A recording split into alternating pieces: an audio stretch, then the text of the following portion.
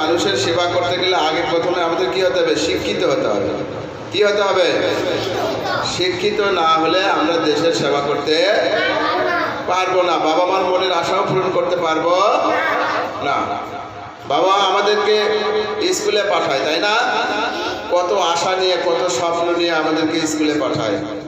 আমরা যাতে মানুষের মতো মানুষ হই, সুনাগরিক হিসেবে গড়ে উঠতে পারি, সেই জন্য তো পাঠায়, তাই না?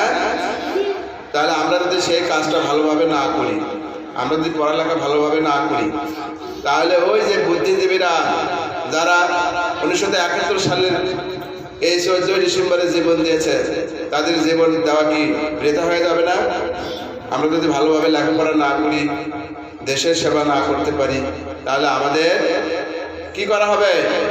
সেই বুদ্ধিজীবীদের সাথে আমাদের বিশ্বাসঘাতকতা করা হবে।